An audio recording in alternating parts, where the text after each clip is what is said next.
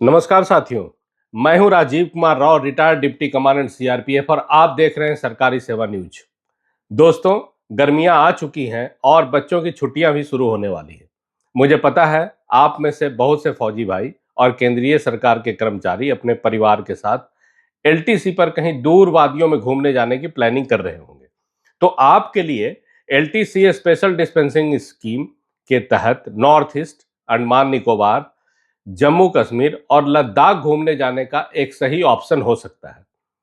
इस वीडियो में मैं आपको आसान भाषा में समझाऊंगा यह स्कीम क्या है, कौन इसका लाभ ले सकता है, नॉन एयर इंटाइटल्ड कर्मचारी भी फ्लाइट से कैसे जा सकते हैं और 10 दिन की लीव इनकैशमेंट कैसे मिलती है, और सबसे जरूरी कौन कौन सी गलतियों से बचना है कि आपका एलटीसी क्लेम रिजेक्ट ना हो। तो इस वीडियो को अंत तक जरूर देखें, क्योंकि छोटी सी भी लापरवाही आपके क्लेम को रोक सकती है। सबसे पहले हम समझते हैं यह स्कीम है क्या। सामान्य एलटीसी नियमों के तहत एक कर्मचारी होम टाउन या anywhere in India LTC avail करता है, लेकिन एलटीसी स्पेशल डिस्पेंशन स्कीम के तहत कोई भी कर्मचारी अपने होम टाउन एलटीसी को कन्वर्ट करके इन विशेष क्षेत्रों की यात्रा कर सकता है। और इस स्कीम की सबसे खास बात है कि कई मामलों में एयर ट्रैवल रिलैक्सेशन भी मिलती है। अभी यह स्कीम 25 सितंबर 2026 तक वैलिड है और वर्तमान एलटीसी ब्लॉक चल रहा है 2022 से 2025। इसमें कर्मचारी एक होम टाउन और एक ऑल इंडिया एलटीसी ले सकता है, और इसी फ्रेमवर्क के भीतर स्पेशल डिस्पेंशन स्कीम में एक होम टाउन एलटीसी को इस स्कीम के तहत कन्वर्ट किया जा सकता है। नए कर्मचारियों के लिए भी यह सुविधा लागू है। अब बात करते हैं एलिजिबिलिटी के लिए कि कौन इसके लिए पात्र है। यदि आप केंद्र सरकार के कर्मचारी हैं तो एलटीसी के लिए पात्र हो सकते हैं यदि आपने 1 साल की रेगुलर सर्विस पूरी कर ली हो। यह स्कीम रेलवे एम्प्लॉयज और आर्म फोर्सेज पर्सनल के लिए लागू नहीं है, क्योंकि वे सीसीएस एलटीसी रूल्स के अंदर गवर्न नहीं होते। इसके अलावा सेंट्रल गवर्नमेंट के वैसे कर्मचारी जो अभी अंडर सस्पेंशन हैं, वे भी इस योजना का लाभ नहीं उठा सकते हैं। हालांकि उनके परिवारजन इस योजना का लाभ उठा सकते हैं। अब हम बात करते हैं कि फैमिली में कौन कौन शामिल है। परिवार में सामान्यतः शामिल होते हैं स्पाउस यानी पति और या पत्नी, 2 जीवित अविवाहित बच्चे या सौतेले बच्चे भी, आश्रित माता पिता, आश्रित अविवाहित या नाबालिग भाई बहन। अब यहां पर हम बात करते हैं डिपेंडेंट फैमिली मेंबर्स के इनकम क्राइटेरिया की। तो इसके लिए सभी स्रोतों से आय 9,000 रुपये प्रति माह प्लस डीए या डीआर से अधिक नहीं होनी चाहिए। यह इनकम क्राइटेरिया पति पत्नी के मामले में लागू नहीं होती है। अब बहुत ध्यान से सुनिए, क्योंकि यही पॉइंट्स अक्सर कंफ्यूजन पैदा करते हैं। यदि आपका होम टाउन और हेडक्वार्टर एक ही है तो आप होम टाउन एलटीसी के लिए पात्र नहीं माने जाते। यानी जब आपको होम टाउन एलटीसी ही एडमिसेबल नहीं है तो उसका कन्वर्जन भी पॉसिबल नहीं होगा। अगर आपका होम टाउन पहले से ही इन क्षेत्रों में है तब भी आप स्कीम का लाभ ले सकते हैं, लेकिन अपने ही क्षेत्र के बजाय बाकी 3 क्षेत्रों में से किसी एक को चुनना होगा। अब सबसे बड़ा सवाल, क्या नॉन एयर इंटाइटल्ड कर्मचारी भी फ्लाइट से जा सकता है? जी हां, इस स्कीम की यही सबसे बड़ी विशेषता है। जो कर्मचारी सामान्य एलटीसी नियमों के तहत हवाई यात्रा के हकदार नहीं होते हैं, वे भी इस स्कीम के तहत इकोनॉमी क्लास में फ्लाइट से यात्रा कर सकते हैं, लेकिन कुछ शर्तों के साथ। अब हम बात करते हैं कि यदि हमने नॉर्थ ईस्ट रीजन के लिए अपना कोई गंतव्य स्थान चुना है तो इसके लिए यात्रा गुवाहाटी या कोलकाता से करनी होगी। इसी प्रकार से अंडमान निकोबार जाने के लिए आपको कलकत्ता, चेन्नई या विशाखापट्टनम से अपनी हवाई यात्रा करनी होगी। जे&के और लद्दाख के लिए दिल्ली या अमृतसर को यह पॉइंट चुना गया है। यानी हेडक्वार्टर से इन सेक्टर पॉइंट्स तक की यात्रा आपको अपने एंटाइटलमेंट के अनुसार ट्रेन या बस से करनी होगी, और उसके बाद निर्धारित एयर सेक्टर पर फ्लाइट की अनुमति होगी। अब एक दूसरा प्रश्न उठता है कि क्या नॉन इंटाइटल्ड कर्मचारी भी सीधे अपने हेडक्वार्टर से फ्लाइट ले सकता है? हाँ, यह संभव है, लेकिन एक बहुत ही महत्वपूर्ण बात है, ऐसे मामलों में रीइंबर्समेंट एक्चुअल एयरफेयर या स्कीम के तहत मिलने वाले किराए जो भी कम हो उसी तक सीमित रहेगा। इसलिए अगर कोई नॉन एयर इंटाइटल्ड कर्मचारी सीधे हेडक्वार्टर से फ्लाइट लेता है तो उसे क्लेम कैलकुलेशन के लिए जरूरी किराए का प्रूफ, स्क्रीनशॉट, प्रिंट आउट आदि सुरक्षित रखने होंगे। अब आते हैं एयर टिकट बुकिंग कैसे करनी है, क्योंकि सबसे ज्यादा गलती इसी में होती है। एलटीसी में हवाई टिकट की बुकिंग कैजुअल तरीके से नहीं करनी चाहिए। टिकट केवल 3 ऑथराइज्ड एजेंट से ही बुक करें। पहला है बामर एंड लॉरी कंपनी लिमिटेड, दूसरा है अशोक ट्रैवल एंड टूर्स, तीसरा है आईआरसीटीसी।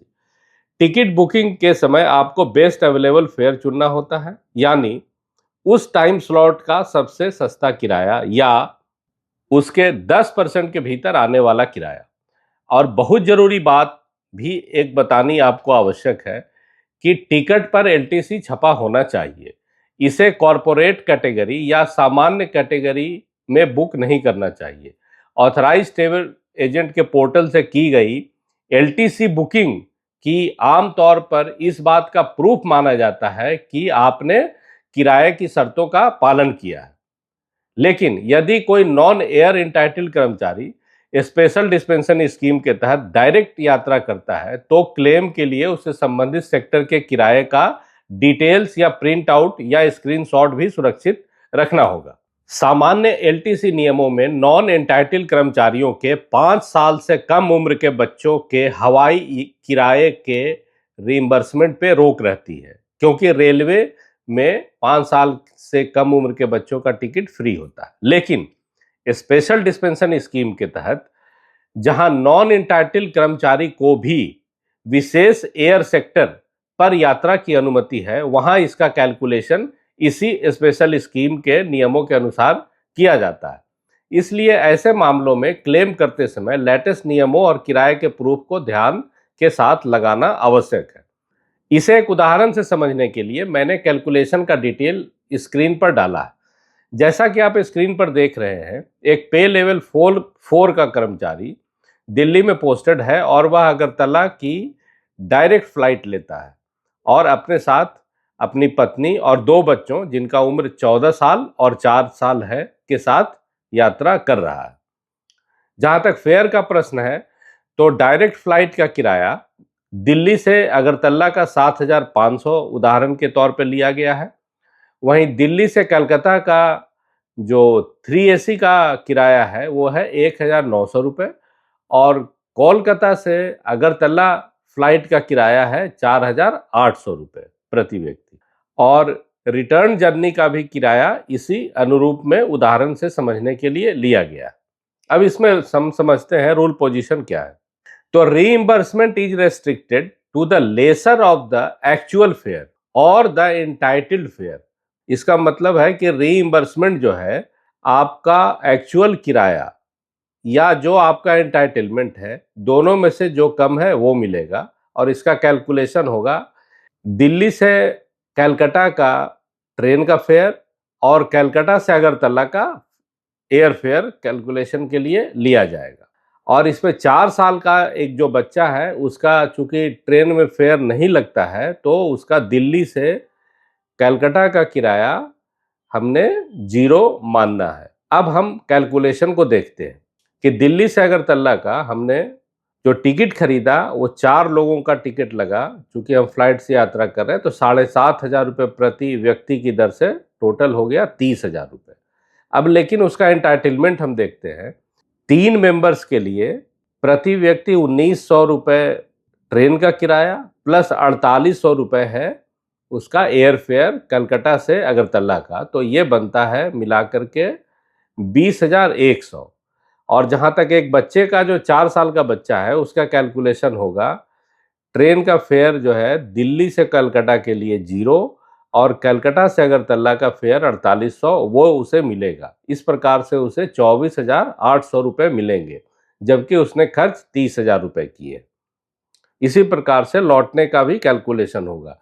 तो हम देख रहे हैं कि आने और जाने में इस कर्मचारी द्वारा 60,000 रुपये खर्च किया गया और उसे रीइंबर्समेंट केवल मिले हैं 49,800 रुपये। तो जब भी आप यात्रा की प्लानिंग करें और अगर आप डायरेक्ट फ्लाइट ले रहे हैं तो इस बात का ध्यान रखें कि अगर आपका बच्चा 5 साल से कम का है तो उसमें कैलकुलेशन इस प्रकार होगा और आपके द्वारा खर्च की गई पूरी राशि की प्रतिपूर्ति नहीं हो पाएगी। तो देखा दोस्तों, यह कैलकुलेशन कितना आसान है। बस मेरी एक बात हमेशा याद रखिए कि यह 49,800 का क्लेम भी तभी पास होगा जब आपने अपनी टिकट ऑथराइज्ड ट्रैवल एजेंट से बुक की है और क्लेम के लिए आपने कलकत्ता से अगरतला सेक्टर के किराए का प्रिंट आउट और स्क्रीनशॉट भी साथ में लगाया है। अब बात करते हैं 10 डेज लीव इनकैशमेंट की। यह बहुत ही उपयोगी बेनिफिट है, लेकिन बहुत से कर्मचारी इसका पूरा लाभ नहीं उठा पाते। एलटीसी अवेल करते समय 10 डेज लीव इनकैशमेंट आप ले सकते हैं। इसमें ध्यान देने वाली बात है कि इसके लिए जो एप्लीकेशन है वो आपने अपनी यात्रा शुरू करने से पहले देनी है। दूसरी बात, एक ब्लॉक या सब ब्लॉक में सामान्यतः एक बार ही लीव इनकैशमेंट मिलती है, यानी अगर आपने सही प्लानिंग की तो एलटीसी के साथ यह बेनिफिट भी आसानी से लिया जा सकता है। और सबसे महत्वपूर्ण भाग, सावधानियां यही तय करते हैं कि क्लेम पास होगा या अटक जाएगा। सबसे पहले आप अपनी एलिजिबिलिटी को क्लियर करें, छुट्टी और एलटीसी का सैंक्शन पहले कराएं और इसके बाद आप अपना 10 डेज लीव इनकैशमेंट का भी सैंक्शन ऑर्डर जारी करवा लें। यात्रा को छुट्टी की अवधि के भीतर ही रखें, यानी छुट्टी शुरू होने से पहले यात्रा शुरू करना और छुट्टी समाप्त होने के बाद वापसी की यात्रा करना यह आपत्तिजनक है।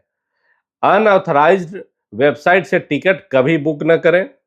नॉन एयर एंटाइटल्ड कर्मचारियों के लिए खास सावधानी, अगर आपने डायरेक्ट हवाई यात्रा की है तो याद रखें हेडक्वार्टर से सेक्टर पॉइंट तक का रीइंबर्समेंट आपकी नॉर्मल रेल इंटाइटलमेंट के अनुसार होगा।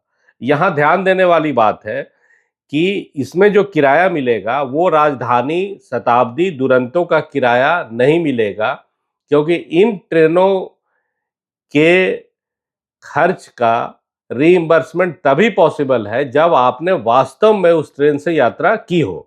इसलिए किराए के कैलकुलेशन को लेकर अंदाजा न लगाएं। प्रूफ और एंटाइटलमेंट दोनों मैच होने चाहिए।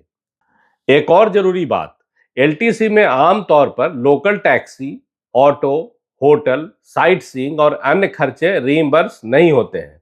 एलटीसी मुख्यतः पॉइंट टू पॉइंट यात्रा के लिए ही है।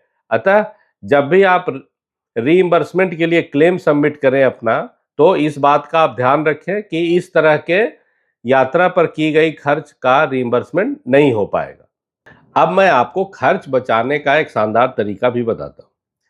क्योंकि होटल का खर्चा आपको खुद उठाना होता है और सरकार इसे नहीं देती है, इसलिए इन पर्यटक स्थलों पर होटल के भारी भरकम रेट से बचने के लिए आप सरकार की ई संपदा साइट से मात्र 200 या 300 रुपये प्रति रात के हिसाब से हॉलिडे होम या गेस्ट हाउस बुक कर सकते हैं।